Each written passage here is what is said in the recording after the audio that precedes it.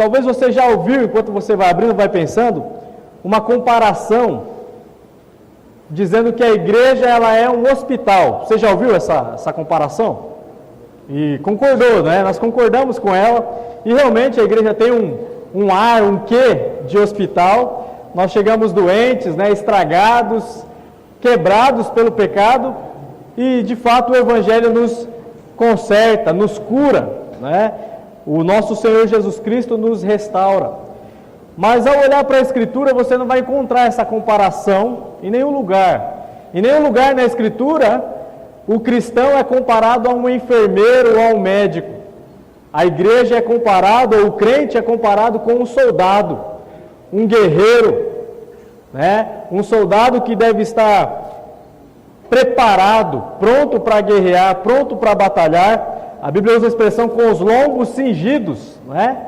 Está com o cinto apertado para que na hora da guerra nada saia do seu lugar, nada o incomode, nada o atrapalha. A palavra de Deus também diz e alerta que, como soldados, ela diz: nenhum soldado em serviço se envolve com coisas desta vida, porque o seu objetivo é agradar aquele que o arregimentou. Como eu disse, nós não tiramos esse quê que a igreja tem de curar, de restaurar, mas a verdade é que quando comparado, somos comparados a soldados. E, irmãos, a verdade é que a igreja é um grande exército, composto por muitos soldados, arregimentados, preparados, não é? Devem estar prontos para a batalha. E a vida cristã é uma guerra. Pessoas, ao crer em Cristo, têm a ideia de que vai ser só alegria, né? Um mar de anil, mas a verdade é que estamos entrando em uma grande batalha. Assim como o povo de Israel tem que batalhar para conquistar Canaã, nós caminhamos a cada dia, na nossa nova vida, na luta contra os nossos inimigos, na luta, nessa caminhada, nessa jornada, até aquele dia em que o nosso Senhor vai vir e vai nos levar para a eternidade. E não vai haver mais guerra, não é? Vai haver paz, vai haver alegria eterna. Porém, enquanto estamos aqui, somos comparados a soldados. Os nossos inimigos são declarados, são nomeados pela Bíblia. O mundo, o pecado, Satanás, a nossa própria carne. Nossos inimigos estão, como eu disse, declarados pela palavra. Nós estamos em guerra. Não temos que cochilar, mas devemos estar vigilantes, com os lombos cingidos para poder entrar nessa guerra, não é? Para estar travando essa batalha. Esta noite, ao analisar o capítulo 5, nós vamos ver que Israel também estava entrando em uma batalha. E Deus, por meio do seu líder Josué, ele preparou a nação antes de entrar na guerra. E nós vamos ver hoje, irmãos, neste capítulo 5, de 1 a 12, pelo menos 3 etapas pelas quais Israel passou para estarem preparados para a guerra. E depois de analisar isso, nós vamos ver o que isso tem a ver conosco. O que a igreja tem a ver com essa preparação? Nós vamos fazer a leitura dos versos 1 a 12 e depois nós vamos voltar em cada parte, explicando e aplicando. Diz assim: sucedeu que, ouvindo todos os reis dos amorreus que habitavam deste lado do Jordão, ao ocidente, e todos os reis dos cananeus que estavam ao pé do mar, que o Senhor tinha secado as águas do Jordão, de diante dos filhos de Israel, até que passamos, desmaiou-se-lhes o coração, e não mais houve alento neles, por causa dos filhos de Israel. Naquele tempo, disse o Senhor a Josué: faze facas de pederneira, e passa de novo a circuncidar os filhos de Israel.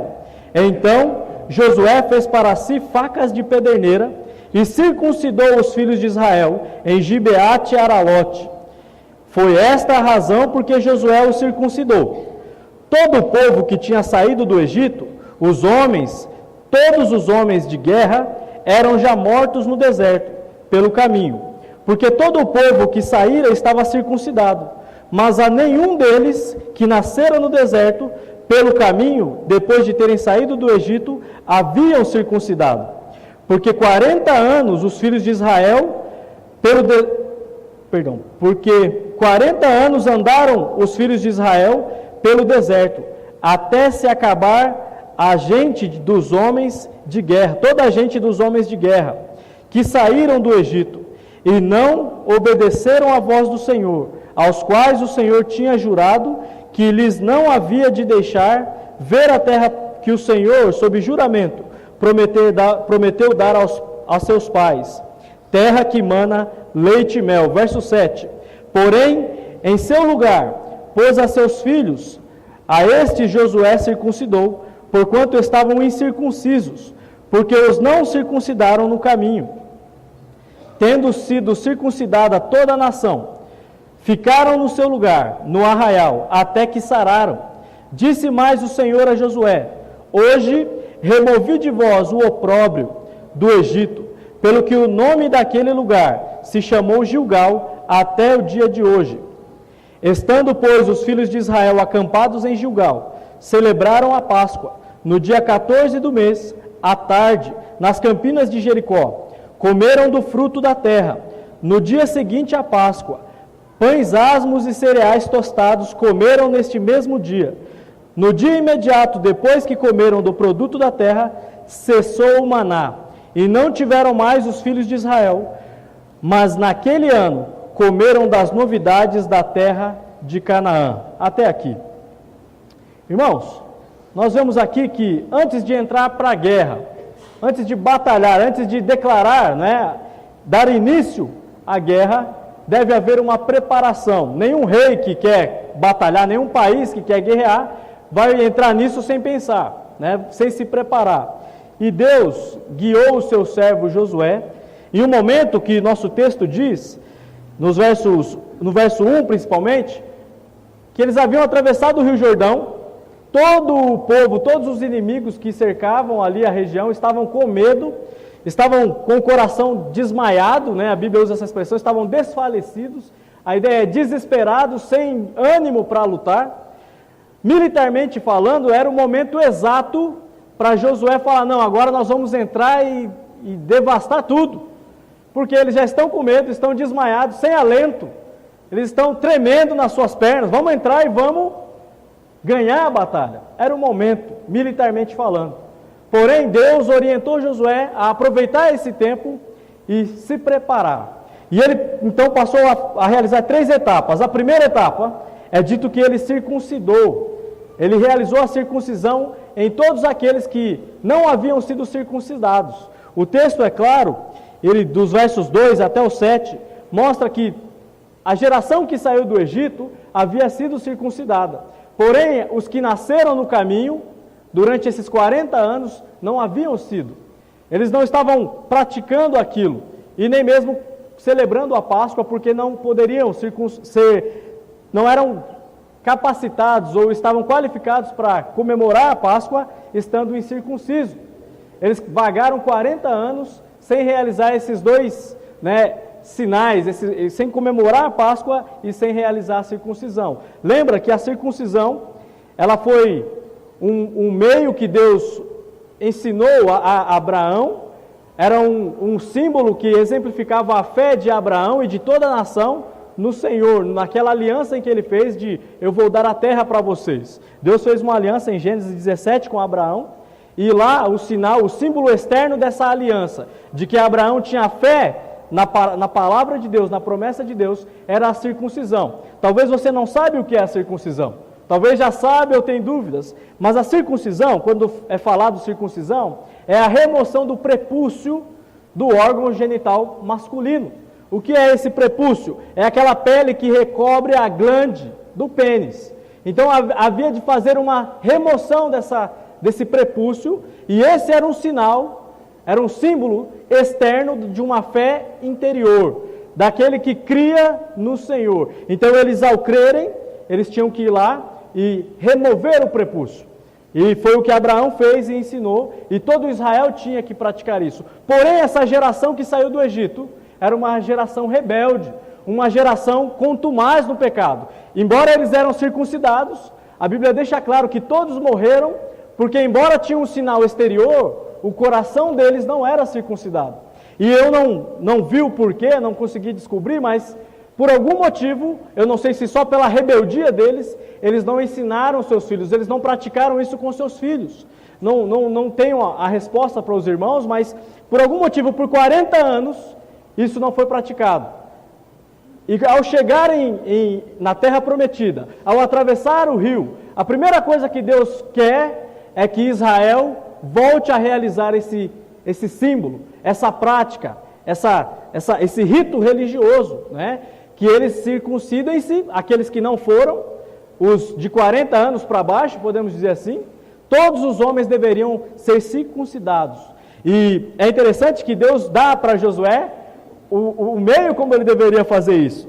E verso 2, naquele tempo disse o Senhor a Josué, faze facas de pederneiras, e passa de novo a circuncidar os filhos de Israel. Então Josué fez para si facas de pederneiras e circuncidou os filhos de Israel. Pederneira é uma rocha que quando lascado, ela vira uma faca, ela tem a competência para poder fazer essa cirurgia. E ao ler o texto eu dei graças a Deus porque eu não estava lá naquele dia. E eu creio que a maioria aqui dos homens, né? A coisa já é complicada, e ainda com faca de pedras. Essa já era uma época onde já existia metal, bronze, mas como era muito povo, provavelmente mais de 300 mil homens, Josué não ia conseguir circuncidar com uma faquinha, né? Ele teria que ter mais instrumentos, e provavelmente, irmãos, não foi só Josué que fez esse trabalho, existiam outras pessoas, por isso ele ordena, faze facas de pederneira, facas de pedra, para que vocês possam realizar essa cirurgia, e demonstrar que vocês não só têm fé, né, interna, mas a circuncisão era uma demonstração externa dessa fé, dessa confiança que eles tinham em Deus, e eles então Deus estava requerendo que eles praticassem aquele rito, porque era algo já previsto lá com Abraão, e eles voltassem a fazer isso, demonstrando a sua fé e a sua confiança, mas mais do que isso, era para demonstrar que eles eram o povo de Deus. Deus estava ordenando a Josué, circuncida o povo, porque eles têm que entender que eles confiam sim em mim, eu sei, mas eles também pertencem a mim. Era um sinal de que o povo tinha fé, mas também pertencia. Então todos os homens foram e passaram por essa cirurgia, por essa demonstração de fé. Então, o medo dos inimigos facilitou para que não houvesse um ataque. Imagina, provavelmente de 10 a 15 dias seria necessário para uma cicatrização. E todos os homens estavam descansando. Ele diz que cada um ficou no seu lugar até que se curaram. Portanto, os inimigos ficaram lá tremendo de medo enquanto eles estavam se preparando. Estavam firmando o seu compromisso com Deus e externando isso publicamente para todo o seu povo, para seus filhos, demonstrando a sua fé de forma externa. Segunda etapa que nós vemos, então, depois de circuncidar, ele realiza a Páscoa, ou depois de 40 anos eles celebram aquela libertação lá atrás no Egito.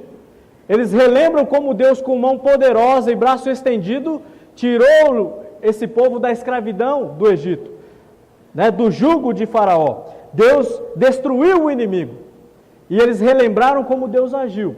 E mais do que relembrar o que Deus fez, eles podiam olhar para o presente e ver que aquele mesmo Deus está presente conosco hoje. Ele atravessou o rio conosco, ele abriu o rio para nós passarmos a seco, ele luta conosco hoje, e eles podiam então fortalecer a sua fé quanto ao futuro. É esse mesmo Deus lá do Egito que está conosco, que vai estar por nós também nessa batalha que estamos para enfrentar. Então, a realização da Páscoa tinha uma ideia de ter comunhão com Deus e uns com os outros, e também de aumentar ou de fortalecer a confiança deles em Deus, para que na hora da guerra, na hora da batalha, eles pudessem estar com aquilo em mente. Deus, Ele esteve, Ele está e sempre estará conosco. Ele batalha por nós, é o Senhor dos exércitos, é Ele que nos livrou com o braço estendido e mão poderosa. Então a celebração da Páscoa tinha a ideia de trazer essa comunhão e esse fortalecimento da confiança do povo de Deus no próprio Senhor. E a terceira etapa, nós vemos aí nos versos 11 e 12, verso 10 ele celebra a Páscoa, eu não li com os irmãos, mas diz lá: estando pois os filhos de Israel acampados em Gilgal, celebraram a Páscoa, no dia 14 do mês, à tarde, nas campinas de Jericó. Para ter comunhão, estavam buscando Deus, a presença de Deus, e além disso, estavam tendo sua fé fortalecida. No verso 8 e 9, eu pulei, tendo sido circuncidada toda a nação, ficaram no seu lugar no arraial, até que sararam. Disse mais o Senhor a Josué: hoje removi de vós o opróbrio do Egito, pelo que o nome daquele lugar se chamou Gilgal até o dia de hoje. Aqui, Deus está dizendo para Josué que havia um opróbrio, uma maldição sobre o povo. Lembra quando eles saíram do Egito, aquela primeira geração? Eles chegaram diante de Cades Barneia, pronto para atravessar. Os espias foram lá, espiaram, quando voltaram, qual foi o resultado? O povo quis ir avante? Qual foi o resultado daqueles 12 espias? O povo ouviu o relato de Josué e Caleb, mas os 10 conseguiram fazer o quê? Desanimar o povo. Então todo aquele povo ficou contra Moisés, contra Josué e contra Caleb. E Deus então, por causa dessa incredulidade, fez com que eles passassem 40 anos rodando no deserto, até que todos morressem. Então ficou uma maldição, ficou algo ruim, uma fama ruim para Israel. Olha, eles vieram no Egito, fizeram toda essa bagunça, 10 pragas, acabaram com o faraó, e na hora de atravessar, cumprir a promessa, Deus sumiu, ficou uma mancha. O que aconteceu? Então aqui neste momento, Deus está mostrando esse poder. Ele falou: olha, eu estou removendo hoje, assim como o prepúcio estava sendo removido, né, estava sendo, a palavra Gilgal até tem o significado de rolar, de remover. Deus estava removendo esse opróbrio, essa maldição, esse mau testemunho que Israel deu com essa ação. Eles já estavam dentro da terra, já haviam cortado o rio Jordão, e agora Deus estava voltando a agir no meio do seu povo.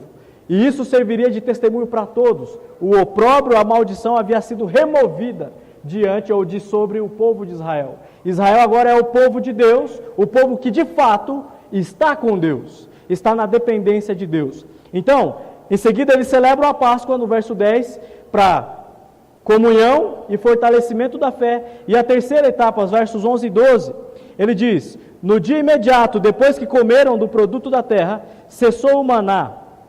Verso 11, perdão. Comeram do fruto da terra, no dia seguinte à Páscoa, pães asmos e cereais tostados, comeram nesse mesmo dia.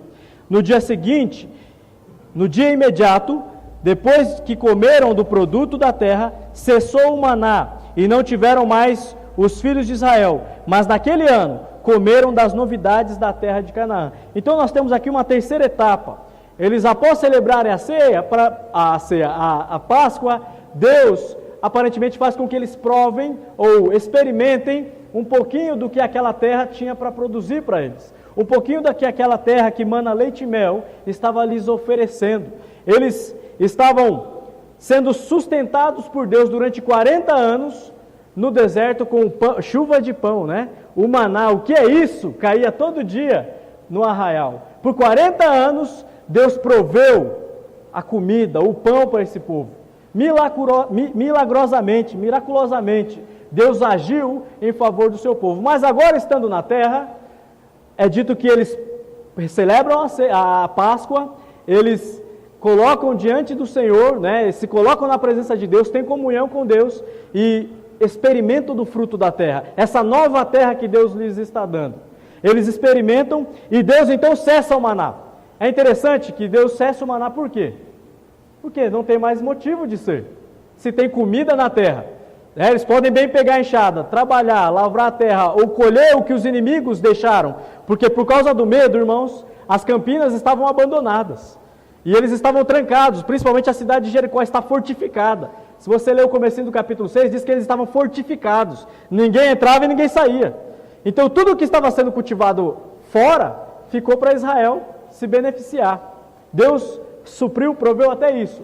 Então provavelmente os alimentos, os cereais que eles usavam, já tinha sido cultivado pelo próprio povo que habitava ali.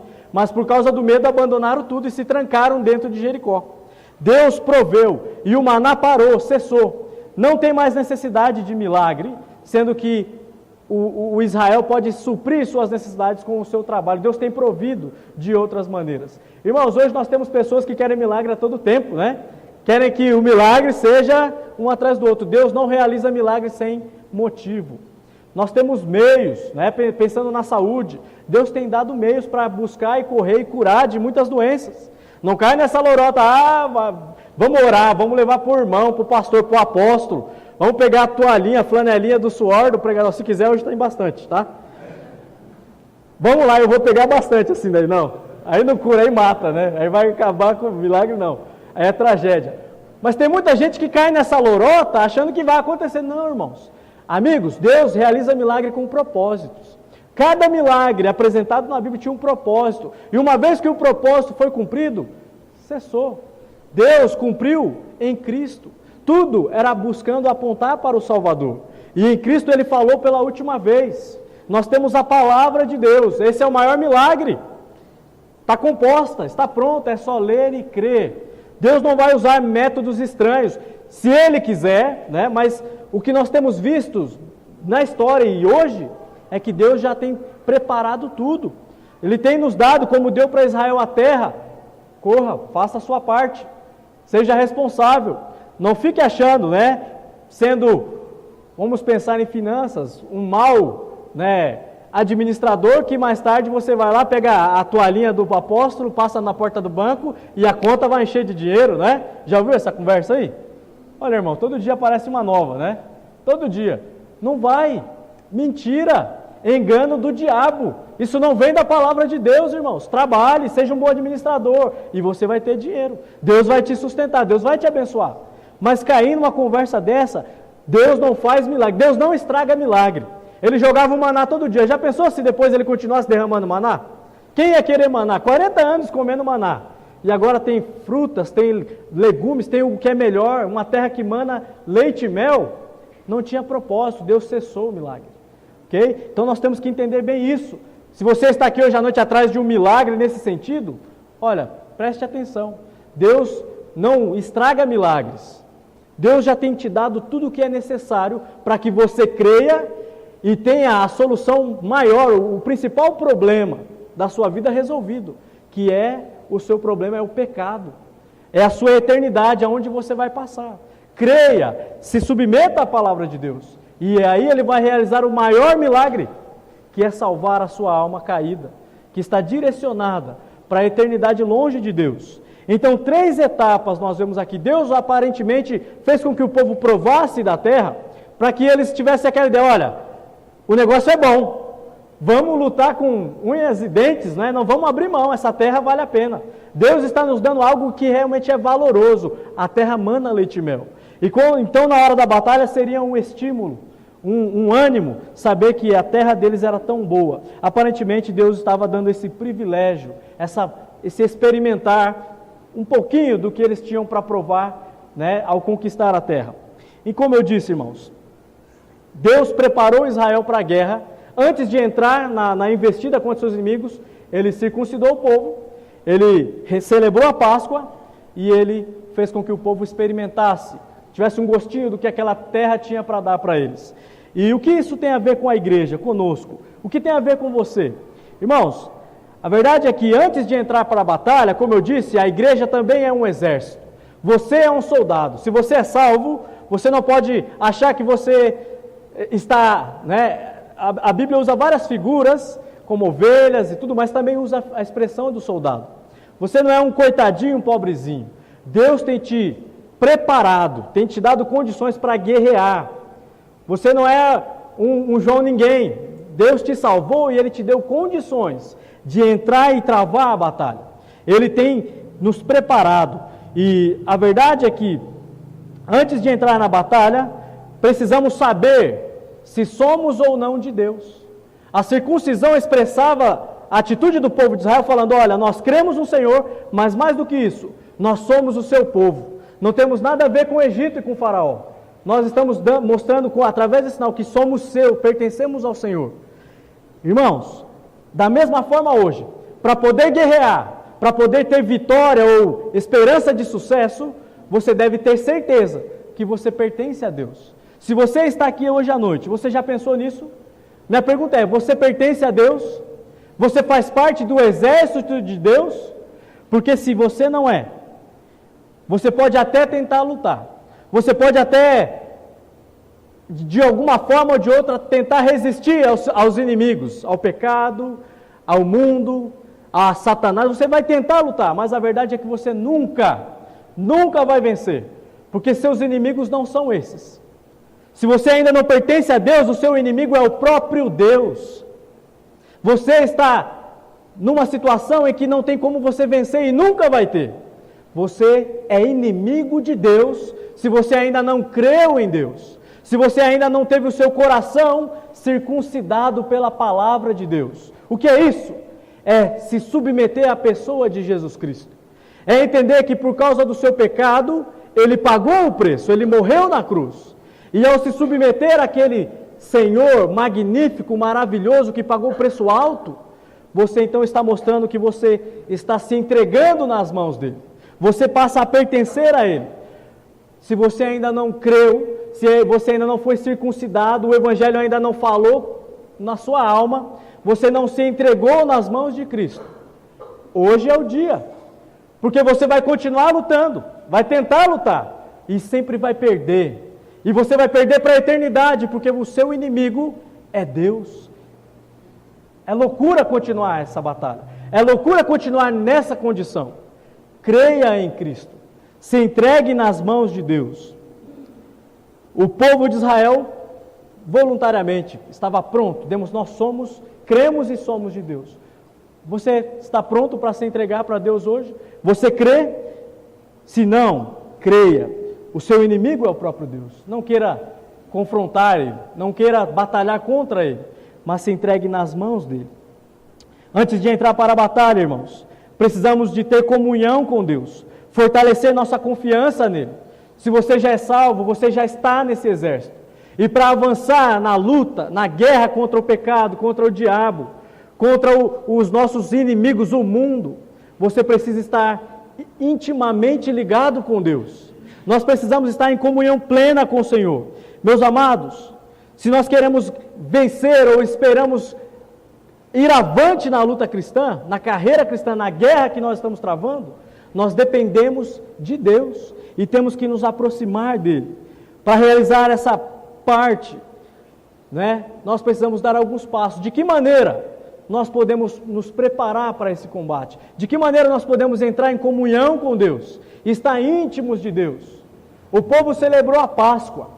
O povo foi lá e comemorou a Páscoa, relembrou como Deus livrou, como Deus abriu o rio, e agora estavam confiantes no futuro.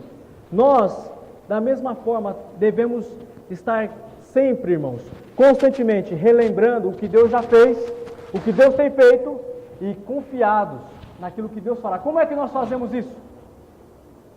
Palavra de Deus, irmãos. Você deve conhecer a Bíblia, você deve meditar neste livro, você deve relembrar o que Deus já fez por meio da palavra de Deus em sua vida.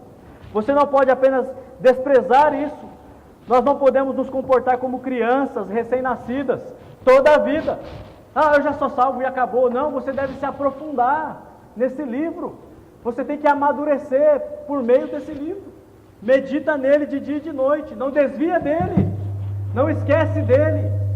Anda, firme-se na palavra de Deus. Palavra, irmãos, nós temos que não só ter a Bíblia como parte da nossa vida, mas deve correr dentro do seu sangue. Deve estar correndo, você deve amar, deve estar ansioso, aspirando pela palavra. Na semana, qual é o dia mais importante para você? Qual é o momento mais especial para você? É o cotidiano? É televisão, jornal, futebol? O que é mais importante no seu dia, no seu cotidiano? Deve ser a palavra de Deus. Nada deve ocupar o espaço dela. É ela que vai nos dar íntima comunhão com o Pai. É dela que você vai conhecer quem você serve, a maneira como Ele te cuida, como Ele te guarda. É lá que você ouve: o Senhor é o meu pastor, nada me faltará. Nada, irmãos. Não podemos desprezar esse livro e deixá-lo lá empoeirando. Leia a Bíblia. Uma segunda maneira como nós podemos aprofundar nosso relacionamento com Deus, já foi alertado, é a oração. Essa manhã o pastor Rodrigo relembrou, temos que orar mais, vigiar em oração, orar sem cessar. Se nós queremos como um exército, como soldados vencer a guerra, temos que orar, irmãos. Não podemos desprezar a oração. O tempo a sós deve ser aumentado. A luta vai se fazendo forte, ferrenho. Cada dia, irmãos, uma batalha nova, algo diferente. Mas quanto tempo nós gastamos em oração?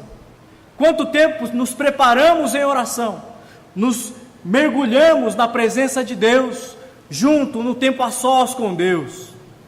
Como cantamos, quanto tempo você gasta intercedendo pela sua igreja, pelos seus irmãos, intercedendo por cada família, pela liderança, pelas crianças, pelos jovens, por todos? Quanto tempo você gasta intercedendo pela nação?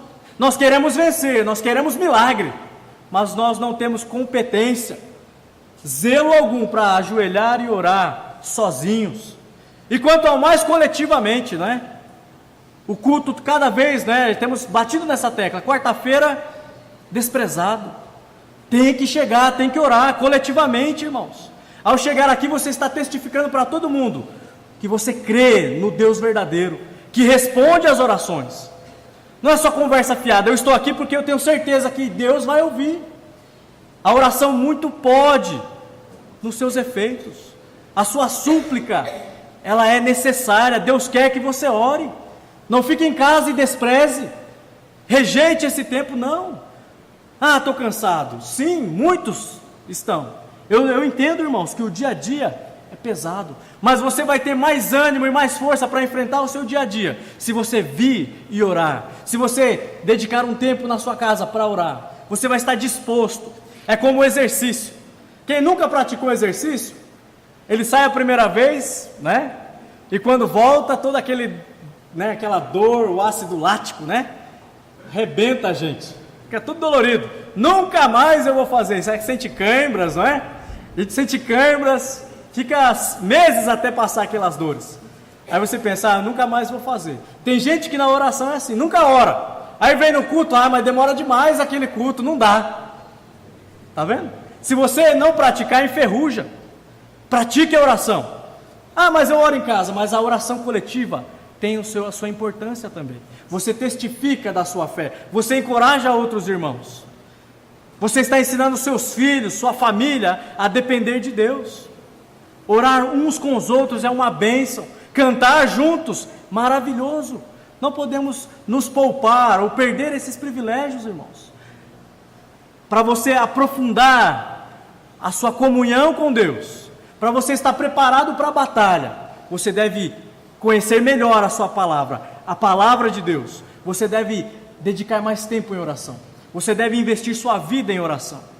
Ore, busque comunhão com Deus, realize esse sacrifício.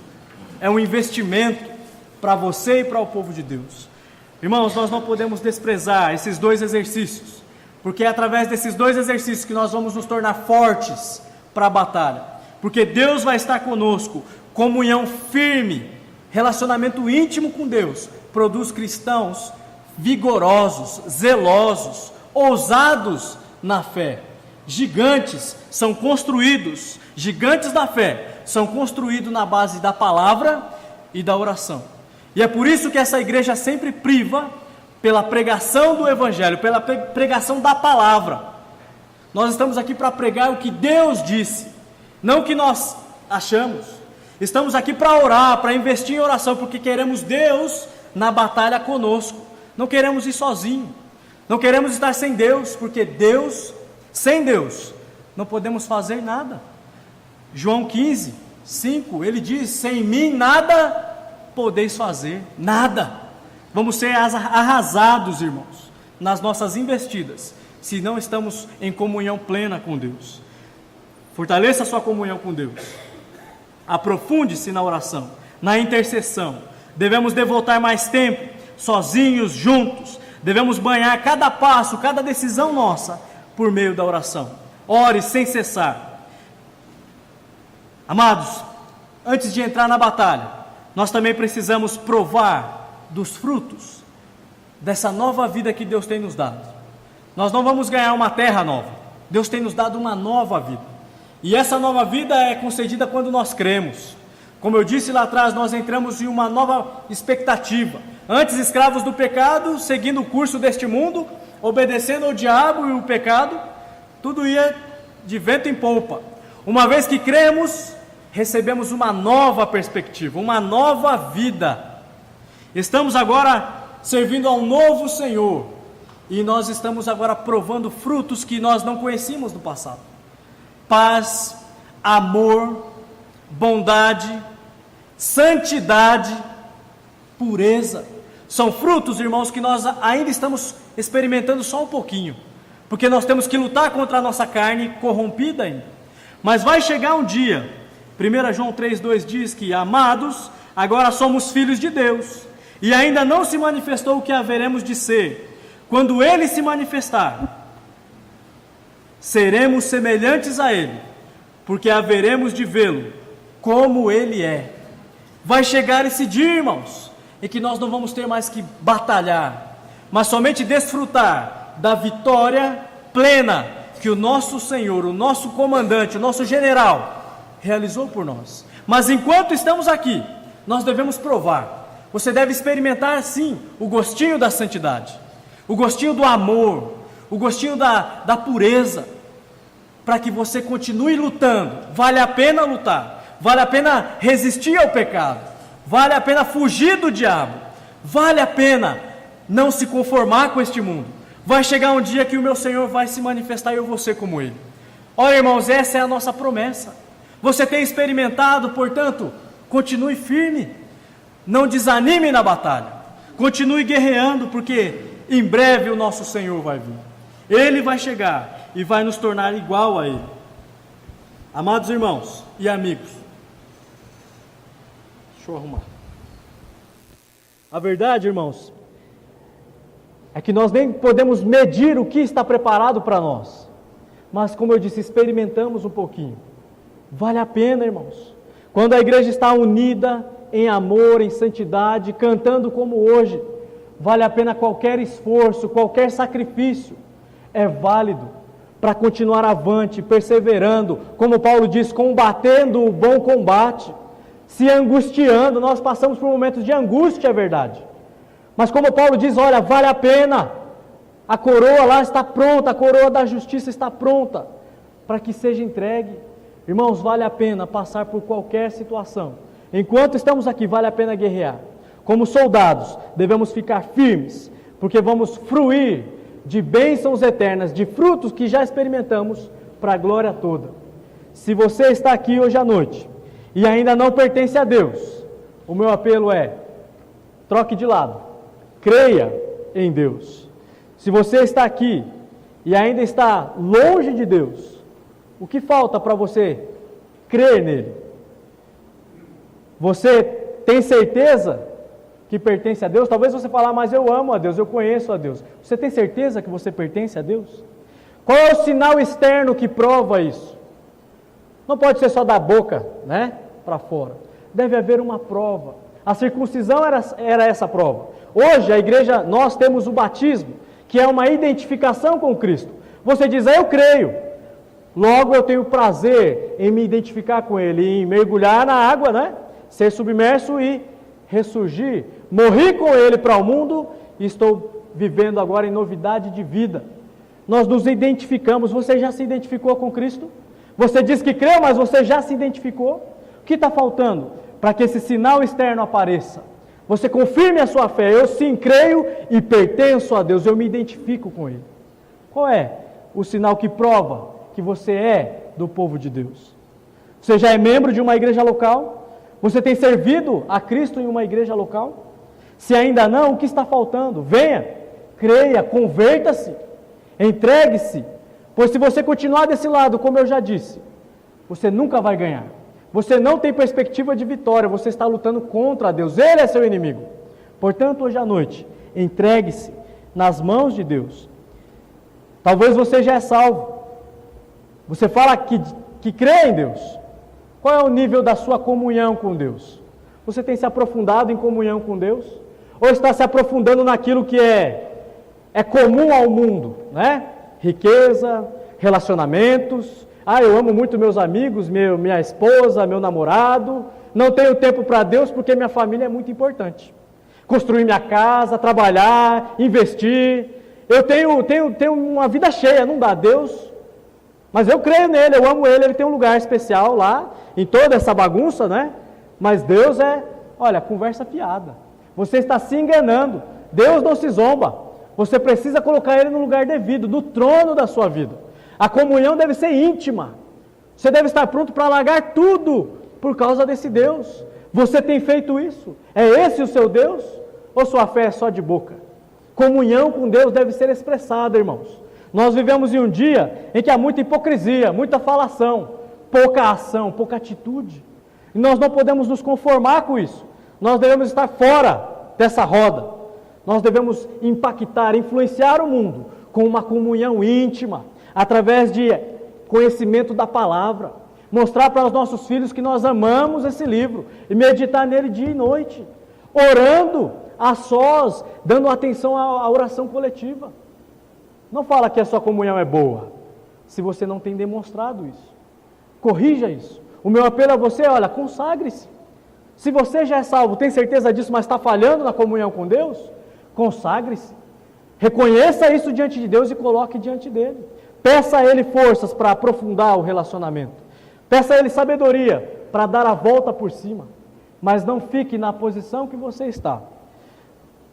Você tem experimentado os frutos? Você já sentiu o gostinho do amor, da santidade, da paz que Deus dá? Continue. Trabalhe para que isso seja uma realidade na sua vida. Não seja um dia aqui, um dia ali, no geral é só problema. Não, trabalhe. Continue, ame ter esse gostinho. Saiba que você está sendo preparado para a glória eterna e você vai provar disso para sempre. Continue firme na luta. Será que você tem provado disso? Santidade, amor, ou sua vida é um caos? Né? Eu sou salvo, eu tenho comunhão com Deus, eu creio. Mas se sua vida é um caos, é só angústia, não tem nenhum momento onde você pode falar, olha, Deus é bom, Deus é misericordioso, Deus é maravilhoso, eu tenho provado disso. Mesmo na angústia, Ele é a minha alegria da salvação. Você tem provado disso? Se não, se você olha para a sua vida e fala, não pastor, é só tragédia, só tenho motivos para murmurar, só tenho me pego, às vezes murmurando sozinho. Você está errado, você está fraco. Você precisa entender que nada está acontecendo na sua vida dessa forma. Você deve lutar, deve se levantar, deve aprofundar sua comunhão com Deus. Você deve retornar para Deus, buscar Ele, ter prazer nele. Se nada tem acontecido, mais uma vez eu te intimo, consagre-se. A vida do crente, irmãos, deve estar em constante mudança. Constante, você não pode ser o mesmo amanhã, o mesmo que você é hoje. Depois que sair daqui, você não pode ser o mesmo. Deve haver mudança, e para melhor. Você não pode sair pior. Você não pode passar dia após dia e piorar. Você deve melhorar. Provar e sentir aquele sabor e falar, eu quero mais. Eu quero amor, eu quero paz, eu quero bondade, eu quero ser santo. E você continua avançando nessas coisas. Mas você não pode se conformar com a desgraça e pronto. Deixa reinar. Deus, Ele é o seu Deus. E Ele tem preparado coisas que você não pode nem imaginar. Mas fique firme, lute. Eu quero cantar um hino com os irmãos.